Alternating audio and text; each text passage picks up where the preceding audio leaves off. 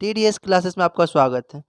पिछली वीडियो में हम लोगों ने ऐतिहासिक काल के बारे में जानने के लिए, है ना, जो स्रोत हैं, जो 3 स्रोत हैं, साहित्यिक स्रोत, पुरातात्विक स्रोत और विदेशी यात्रा के विवरण, कह सकते हैं विदेशी स्रोत, है ना। तो पिछली वीडियो में हम लोगों ने कई वीडियो के माध्यम से, है ना, इन स्रोतों को पढ़ चुके थे, है ना। अब हम लोग, है ना, ऐतिहासिक काल को शुरू करते हैं और ऐतिहासिक काल के बारे में पूरी डिटेल से जानेंगे कि इनमें क्या-क्या पढ़ना है ना। तो ऐतिहासिक काल में सबसे पहले हम लोगों को वैदिक काल को पढ़ना पड़ता है, ठीक है। आज हम लोग, है ना, वैदिक काल को पूरी डिटेल के साथ पढ़ेंगे कि वैदिक काल क्या है, इसमें क्या हुआ, इनका वैदिक काल के जो लोग थे उनका धार्मिक स्थिति कैसा था, सामाजिक स्थिति कैसा था, है ना, आर्थिक स्थिति कैसा था, है ना। इन सबको पूरे डिटेल से अच्छी तरह से, है ना, क्रम में, है ना, एक क्रम में पूरी डिटेल से समझेंगे, ठीक है। तो वैदिक काल जो ये था, ये 1500 ईसा पूर्व से 600 ईसा पूर्व के बीच के काल को वैदिक काल बोला जाता है, ठीक है। देखिए, हड़प्पा सभ्यता जो था वो कह सकते हैं कि 2500 या 2700 ईसा पूर्व से लेके वो 1750 ईसा पूर्व तक के बीच के समय को हड़प्पा सभ्यता या हड़प्पा का जो ये काल या आधे ऐतिहासिक काल बोला जाता था, ठीक है।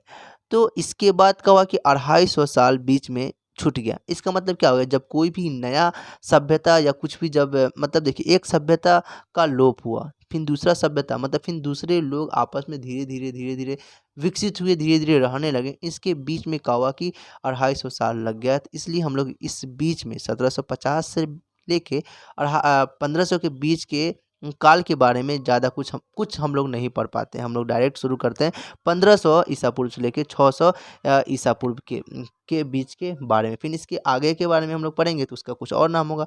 पर 1500 ईसा पूर्व से लेके 600 ईसा पूर्व के बीच के काल को, के बीच के समय को वैदिक काल बोला गया है ना। तो बात समझ में आ गई होगी कि 1750 ईसा पूर्व से 1500 ईसा पूर्व के बीच का काल में क्या हो रहा था, एक नया सभ्यता का विकास हो रहा था, विकास के क्रम था वो, है ना। इसलिए इस काल के बारे में हम लोग कुछ नहीं पढ़ते हैं, डायरेक्ट हम लोग 1500 ईसा पूर्व के बारे में पूरे अच्छे से पढ़ पाते हैं, क्योंकि यहाँ के बारे में हम लोग को अच्छी तरह से जानकारी हो पाई है, ठीक है, इस काल के बारे में, ठीक है।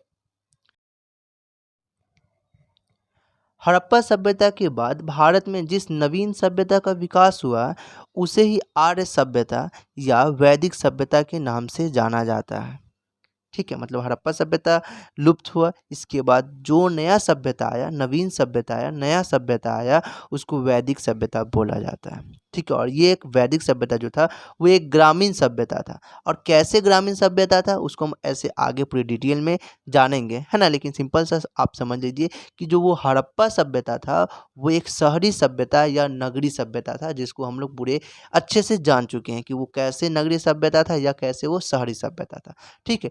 लेकिन ये जो वैदिक सभ्यता है, जो हड़प्पा सभ्यता के बाद की सभ्यता है ना, तो ये वैदिक सभ्यता एक ग्रामीण सभ्यता थी। और कैसे ग्रामीण सभ्यता थी, है ना, हम अभी इस वीडियो के माध्यम से अच्छी तरह से जानेंगे, है ना। तो सिंपल सा आप लोग समझ लीजिए कि हड़प्पा सभ्यता के बाद भारत में जिस नवीन सभ्यता का विकास हुआ है उसे ही आर्य या वैदिक सभ्यता के नाम से जाना जाता है ना। आर्य सभ्यता इसको क्यों बोलते हैं, वैदिक सभ्यता इसको क्यों बोलते हैं, अभी हम लोग जानेंगे, है ना। इस काल की जानकारी हमें मुख्यतः वेदों से प्राप्त हुई है। मतलब वैदिक सभ्यता के बारे में हम लोग के पास जो भी जानकारी हुई है ना, वो वेदों से प्राप्त हुआ है, वेदों से प्राप्त हुआ है, इसलिए इसको वैदिक सभ्यता बोला जाता है, ठीक है। तो ये आप लोग जान गए अच्छी तरह से कि इसका नाम वैदिक सभ्यता क्यों पड़ा है, क्योंकि इस काल के बारे में, इस समय के बारे में हमें जो भी जानकारी हुई है वो वेदों की मदद से हुई है, इसलिए इसको वैदिक सभ्यता या वैदिक काल बोला जाता है, ठीक है। अ, इस वेदों में सबसे कह सकते हैं कि जो प्राचीन वेद है ना, वो कौन सा है, ऋग्वेद है ना। इसलिए इसको सबसे ज़्यादा महत्वपूर्ण माना गया है, किसको, ऋग्वेद को माना गया है, ठीक है। वैदिक सभ्यता के निर्माता, वैदिक सभ्यता का जो निर्माण करने वाले हैं, बनाने वाले हैं, वो आर्य थे, इसलिए इसे आर्य सभ्यता के नाम से भी जाना जाता है, ठीक है। तो ये आपको अच्छी तरह से समझ में आ गई होगी कि इसको आर्य सभ्यता क्यों बोलते हैं और वैदिक सभ्यता क्यों बोलते हैं, ठीक है। आर्य शब्द का जो ये आर्य, जो लोग इस सभ्यता के निर्माण किए, है ना, तो इस आर्य शब्द का मतलब क्या होता है, तो इस आर्य का मतलब होता है श्रेष्ठ, है ना। इसलिए इसको वैदिक सभ्यता को इसलिए वैदिक सभ्यता को श्रेष्ठ जनों की सभ्यता के नाम से भी जाना जाता है। ठीक है, तो वैदिक सभ्यता को हम लोग श्रेष्ठ जनों की सभ्यता कह सकते हैं, आर्य सभ्यता कह सकते हैं और वैदिक सभ्यता भी कह सकते हैं, है ना। चलिए, तो इसको श्रेष्ठ जन, जन मतलब लोग, श्रेष्ठ मतलब सबसे अच्छा, है ना। तो श्रेष्ठ जनों की सभ्यता के नाम से भी, है ना, इस सभ्यता को मतलब वैदिक सभ्यता को जाना जाता है। ठीक है, अध्ययन की सुविधा के लिए, है ना, हम लोग इसको दो भागों में मतलब इसको मतलब वैदिक सभ्यता को दो भागों में बांट कर पढ़ते हैं। ठीक है, पहला क्या है, ऋग वैदिक काल 1500 ईसा पूर्व से लेके 1000 ईसा पूर्व के बीच के काल को मतलब समय को ऋग वैदिक काल बोला जाता है। ठीक है, और 1000 ईसा पूर्व से लेके 600 ईसा पूर्व के बीच के समय को उत्तर वैदिक काल बोला जाता है। ठीक है, तो दो कालखंडों में मतलब दो भागों में हम लोग बांट दिए हैं, किसको, वैदिक काल को या वैदिक सभ्यता को या आर्य सभ्यता को या श्रेष्ठ जनों की सभ्यता को दो कालखंडों में बांट कर पढ़ते हैं। पहला है ऋग वैदिक काल, दूसरा है उत्तर वैदिक काल। ठीक है, चलिए अब हम लोग आर्य के बारे में जान लेते हैं। ऋग वैदिक काल के बारे में जानेंगे, उसका उत्तर वैदिक काल के बारे में जानेंगे। पहले अभी हम लोग वैदिक सभ्यता के बारे में एक सूची के या कह सकते हैं कि एक क्रम के हिसाब से इसको जान लेते हैं। ठीक है ना। आर्य का मूल निवास, आर्य जो लोग थे वो कहाँ के रहने वाले थे, है ना। तो इस सभ्यता के जो जनक, वैदिक सभ्यता के जनक आर्य लोग का मूल निवास कहाँ था, इसके बारे में विद्वानों में मतभेद है। मतलब विद्वान जो हैं वो एक राय नहीं दे पा रहे हैं कि वो यहाँ के हैं या यहाँ के हैं, है ना। उन लोगों का हर विद्वान जो है उन लोगों का अलग अलग विचार है या सोच है कि वो यहाँ के थे। ठीक है, एक मत नहीं पता है कि वो यहाँ ही के कन्फर्म या वो यहाँ के थे। ठीक है, चलिए, तो डॉक्टर अविनाश चंद्र हैं, एक विद्वान है, वो बोलते हैं कि आर्य जो लोग थे वो सप्त सैंधव प्रदेश के थे। ठीक है, चलिए, पंडित गंगा नाथ झा जो हैं वो बोल रहे हैं कि आर्य सभ्यता के जो निर्माता आर्य जो लोग हैं ना वो ब्रह्म ऋषि देश से आए हुए हैं। ठीक है, डॉक्टर राजबली पांडे बोल रहे हैं कि ये मध्य प्रदेश के लोग ही हैं जो ये आर्य सभ्यता के निर्माता है या वैदिक सभ्यता के निर्माता है। बाल गंगाधर तिलक बोल रहे हैं कि ये लोग उत्तरी ध्रुव के रहने वाले थे जो यहाँ आकर आर्य सभ्यता का निर्माण किए हैं या वैदिक सभ्यता का निर्माण किए हैं। ठीक है, स्वामी दयानंद सरस्वती बोल रहे हैं कि ये तिब्बत का प्रदेश से ये लोग आए हैं और यहाँ पे आर्य सभ्यता या वैदिक सभ्यता का ये लोग निर्माण किए हैं। ठीक है, मैक्स मुलर बोल रहे हैं कि ये मध्य एशिया से आए थे, है ना। प्रोफेसर पिंका बोल रहे हैं कि ये जर्मन लोग हैं और यही आर्य सभ्यता का निर्माता है। ठीक है, प्रोफेसर गाइल्ड बोल रहे हैं कि ये हंगरी के लोग हैं और यहाँ पे आकर वैदिक सभ्यता या आर्य सभ्यता का निर्माण किए, है ना। तो अलग अलग विद्वानों के द्वारा अलग अलग मत दिया गया है कि ये यहाँ के आए हैं और यहाँ से ये आकर भारत में वैदिक सभ्यता या आर्य सभ्यता का ये निर्माण किए हैं। ठीक है, चलिए, तो अब हम लोग वैदिक भूगोल के बारे में जान लेते हैं कि वैदिक वैदिक जो काल है ना, उसका भूगोल कैसा था इसके बारे में जान लेते हैं। ठीक है, वैदिक कालीन भूगोल के अंतर्गत, है ना, निम्न तत्वों को शामिल किया जाता है ना। तो सबसे पहले हम लोग नदी के बारे में जान लेते हैं, इसके बाद समुद्र के बारे में, उसके बाद है ना रेगिस्तान के बारे में, इन सब के बारे में जानेंगे कि वैदिक काल जो है ना इसमें या वैदिक काल के जो लोग थे, है ना, उन लोगों का भूगोल कैसा था, वैदिक काल का जो भूगोल था वो कैसा था, इसके बारे में जान लेते हैं। ठीक है, तो सबसे पहले हम लोग एक बिंदु जो नदी है, नदी के बारे में जान लेते हैं। ठीक है, तो नदी के बारे में ऋग्वेद में, है ना, 40 नदियों का उल्लेख किया गया है। ऋग्वेद जो है ग्रंथ में, है ना, 40 नदियों का उल्लेख किया गया है, जिसमें प्रमुख नदी के बारे में जान लेते हैं, है ना। तो प्रमुख नदी नदी जो है वो सिंध है ना, जिनका प्राचीन नाम सिंधु है। ठीक है, चिनाब, जिनका प्राचीन नाम है ना अस्किनी है। ठीक है, व्यास, व्यास नदी का उल्लेख किया गया है ऋग्वेद में, है ना, जिनका प्राचीन नाम विपाशा है। ठीक है, इसको हरल में याद कर लीजिएगा, ये एग्जाम में पूछा भी जा सकता है कि विपाशा नदी का नवीन नाम क्या है, नया नाम क्या है। ठीक है, दूसरा के चौथा क्या है, सरस्वती नदी, जिसको घग्गर नदी के नाम से जाना जाता था ऋग्वैदिक काल में। ठीक है, सतलज नदी, जिसको सुतुद्री नदी के नाम से जाना जाता था। झेलम नदी, जो आज हम लोग झेलम नदी के नाम से जानते थे, उस वक्त इसको वितस्ता नदी के नाम से जाना जाता था। ठीक है। रावी नदी, जिसको परुसनी नदी के नाम से जाना जाता, तो इन ये जो सातों नदी है बहुत ज़्यादा फेमस है ना।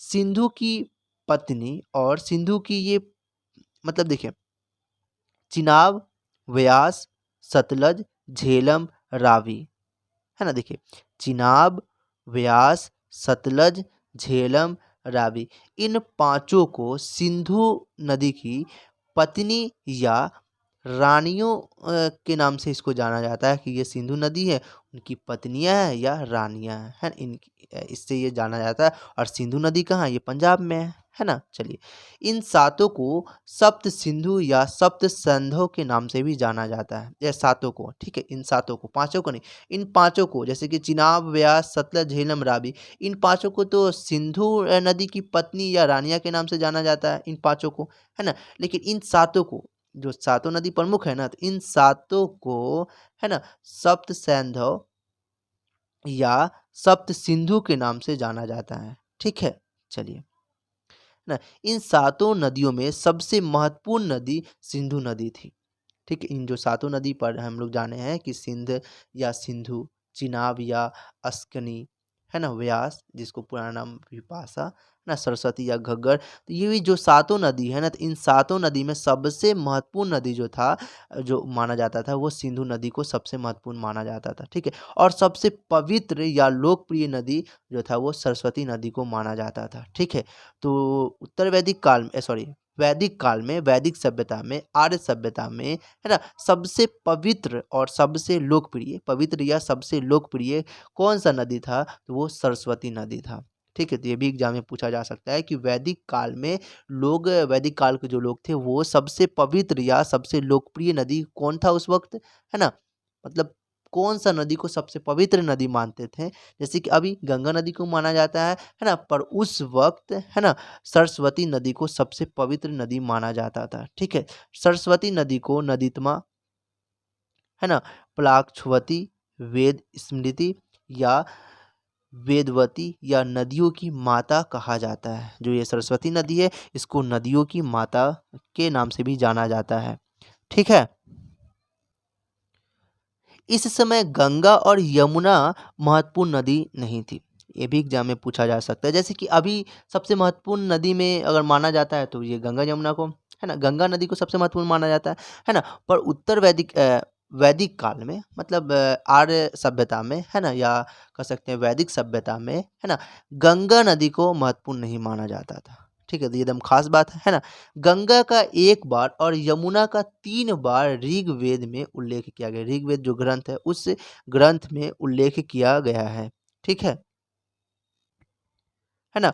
गंडक जो नदी है, गंडक नदी को सदा नीरा कहा गया है। ये भी एग्जाम में पूछा जा सकता है कि सदा नीरा किसको कहा गया है? तो गंडक नदी को सदा नीरा नदी कहा गया या सदा नीरा कहा गया है। नेपाल में गंडक नदी को, नेपाल में, है ना, नारायणी या शालिग्रामी कहा जाता है। ठीक है, या कहा गया है। ठीक है। अब हम लोग, है ना, वैदिक काल के या वैदिक सभ्यता के में जो समुद्र था, इस समुद्र का क्या रोल था, क्या भूमिका था, मतलब समुद्र के बारे में जान लेते हैं। ठीक है। आर्य लोग थे या वैदिक सभ्यता के जो लोग थे, पूर्ण रूप से समुद्र के बारे में जानते थे या नहीं जानते थे, यह विवाद का विषय है। मतलब ये विवाद है, हम लोग को पूरा कंफर्म पता नहीं है कि वैदिक सभ्यता के जो लोग थे, वो समुद्र के बारे में जानते थे या नहीं जानते थे। फिर भी 4 महासागरों का उल्लेख किया गया है। पहला क्या? अपर, दूसरा पूर्व, तीसरा सारस्वत, चौथा क्या है? सरयानवर्त। ठीक है। तो इसमें से केवल अपर की पहचान, एक 4 है ना ये, तो इसमें से केवल अपर की पहचान अरब सागर के रूप में किया गया है कि जो ये अपर था, है ना, उस अपर उस वक्त लिखा गया होगा वेद में, है ना, जिसको पहचान किया गया कि हाँ, अभी के समय में जो अरब सागर है ना, इस अरब सागर को उस वक्त के लोग हो सके तो अपर बोला करते होंगे। ठीक है। चलिए, अब हम लोग वैदिक सभ्यता के या आर्य सभ्यता में पर्वत है, इसके बारे में जान लेते हैं, है ना। इस काल में हिमालय को हिमवत हिमवत कहा गया है ना, और इसकी सर्वोच्च चोटी मंजुवत से सोम का पौधा मंगाया जाता था और इसी सोम का रस ये लोग पीते थे। ठीक है। चलिए, अब हम लोग यहाँ के जो रेगिस्तान है, तो रेगिस्तान के बारे में जान लेते हैं कि उत्तर वैदिक काल के जो लोग थे वो रेगिस्तान से परिचित थे या नहीं थे, है ना। ऋग्वेद में धर्म शब्द का उल्लेख किया गया है। धर्म मतलब मरुस्थल, है ना। तो ऋग्वेद में धर्म शब्द का उल्लेख किया गया है। इससे स्पष्ट होता है कि रेगिस्तान के बारे में, मतलब धर्म के बारे में, मरुस्थल के बारे में यह लोग जानकारी रखते थे। मतलब उत्तर वैदिक काल के जो लोग सब थे, आर्य जो लोग थे, वो लोग धर्म मतलब रेगिस्तान के बारे में जानकारी रखते थे। ठीक है। अब हम लोग इन लोग का जो उत्तर वैदिक काल का जो क्षेत्र विस्तार था, उत्तर वैदिक काल का नहीं, मतलब वैदिक काल का, आर्य सभ्यता का, आर्य काल का, आर्य सभ्यता का, वैदिक सभ्यता का जो क्षेत्र विस्तार था, इसके बारे में जान लेते हैं। आर्य लोग भारत में सप्त सैंधव प्रदेश से बाहर निकलकर सबसे पहले कुरुक्षेत्र, कुरुक्षेत्र जो हरियाणा में है ना, कुरुक्षेत्र और उसके आसपास के क्षेत्र को जीत लिया और उसका नाम ब्रह्मवर्त रख दिया। ठीक है। इसके बाद गंगा यमुना के दो आब, दो आब का मतलब क्या हुआ, दो नदियों के बीच का क्षेत्र जो होता है ना, उसको दो आब बोला जाता है। ठीक है ना। तो दो आब को जीतने के बाद उसका नाम, है ना, ब्रह्म ऋषि देश रख दिया। गंगा और यमुना के बीच के क्षेत्र को जीतने के बाद उसका नाम, है ना, ब्रह्म ऋषि देश रख दिया। ठीक है। पुनः हिमालय से लेकर विंध्य तक के क्षेत्र को जीतने के बाद इस क्षेत्र का नाम मध्य प्रदेश रख दिया। अंत में बंगाल और बिहार को जीतने के बाद, है ना, संपूर्ण भारत पर जब इन लोगों का नियंत्रण हो गया ना, तब इस देश का नाम आर्यवर्त रख दिया। ठीक है। मौर्य काल में भारत को जम्बूद्वीप भी कहा गया था। ठीक है। चलिए, राजा भरत के नाम पर इस देश का नाम वैदिक काल में भारत रख दिया गया था। ठीक है। भारत को सर्वप्रथम यूनानी या ग्रीक लोग ने इंडिया कहकर संबोधित किया था। तो ये जान गए, भारत राजा भरत के नाम पर भारत वैदिक काल में पड़ा था, है ना। और यूनानी लोग या ग्रीक जो लोग, दोनों सेम है, यूनानी या ग्रीक, वो लोग इंडिया कहकर संबोधित किया था, जिससे इंडिया इसका नाम पड़ गया। ठीक है। मध्यकाल के प्रारंभ में मुसलमानों ने या इस्लाम धर्म के जो अनुयायियों ने भारत को हिंद या हिंदुस्तान कहकर संबोधित किया था। तो ये जान गए कि भारत नाम कैसे पड़ा, तो भरत, राजा भरत था उनके नाम पे, है ना, वैदिक काल में इसको भारत नाम पड़ गया। ठीक है। यूनानी लोग जो थे वो लोग इसको इंडिया कहे, इसलिए इसको इंडिया नाम इसका पड़ गया, और मुसलमानों ने इसको हिंद या हिंदुस्तान कहकर संबोधित किया। तो जान गए कि भारत, इंडिया और हिंदुस्तान ये नाम कैसे पड़ा। ठीक है। मनुस्मृति में कहा गया है कि वेदो द खलो धर्म मूलक, मतलब ऋग्वेद, यजुर्वेद, सामवेद और अथर्ववेद आदि संपूर्ण वेद धर्म का मूल है। ठीक है। तो मनुस्मृति में क्या कहा गया है, तो मनुस्मृति में वेदो दखलो धर्म मूलक कहा गया, मतलब ऋग्वेद, यजुर्वेद, सामवेद, अथर्ववेद ये सब जो है वो संपूर्ण वेद, संपूर्ण वेद धर्म का, ये सब जो संपूर्ण वेद है वो ब्राह्मण धर्म का मूल है, मूल आधार कह सकते हैं, या कह सकते हैं धर्म का मूल है। ठीक है। मनुस्मृति स्मृति में यह भी कहा गया है कि धर्म जिज्ञासमानन प्रमाण परम श्रुति, मतलब जो धर्म का ज्ञान प्राप्त करना चाहते हैं उनके लिए परम प्रमाण वेद ही है। परम प्रमाण मतलब सबसे पहला कोई चीज़ है तो वो वेद ही है। कोई अगर धर्म का ज्ञान पाना चाहता है तो उसके लिए सबसे पहला अगर कोई चीज़ पढ़ना होगा उसको, तो वेद ही पढ़ना होगा। ठीक है। वैदिक धर्म भारत का सबसे प्राचीनतम धर्म है। जो वैदिक धर्म जो है वो भारत का सबसे पुराना धर्म है, और वेद जो है वो भारतीय धर्म के प्राचीनतम ग्रंथ है। सबसे पुराना ग्रंथ कोई है तो भारत का वो भारतीय धर्म का अगर सबसे कोई पुराना अगर कोई ग्रंथ है तो वो क्या है, वेद है। ठीक है। चलिए, वैदिक काल को हम लोग दो भागों में बांट कर पढ़ते हैं। पहला क्या है, ऋग वैदिक काल, दूसरा क्या, उत्तर वैदिक काल। ऋग वैदिक काल को पूर्व उत्तर वैदिक काल भी बोला इसको, पूर्व वैदिक काल भी बोला इसको जाता है। ठीक है। तो अब हम लोग आज की वीडियो में बस इतना ही, है ना, क्योंकि वीडियो काफ़ी लंबी हो रही है ना, तो इसको पार्ट बाय पार्ट पढ़ेंगे, है ना। तो नेक्स्ट पार्ट में हम लोग या नेक्स्ट वीडियो में हम लोग, है ना, ऋग वैदिक काल को पढ़ेंगे, फिर उसके नेक्स्ट में हम लोग, है ना, उत्तर वैदिक काल को पढ़ेंगे, और लास्ट वीडियो जो होगा हमारा वैदिक काल का, वो होगा तुलनात्मक अध्ययन। ऋग्वेद और उत्तर वैदिक काल जो होगा, उन दोनों में तुलना करके जान लेंगे कि क्या क्या दोनों में अंतर था। ठीक है, तो ये हम लोगों का पूरा खत्म हो जाएगा उत्तर वैदिक तो ये हम लोग का पूरा खत्म हो जाएगा वैदिक काल। ठीक है, उम्मीद करते वीडियो अच्छी लगी होगी। अगर अच्छी लगी होगी तो लाइक शेयर कर दे और साथ ही चैनल को सब्सक्राइब कर दे। ठीक है, thank you so much for watching this video.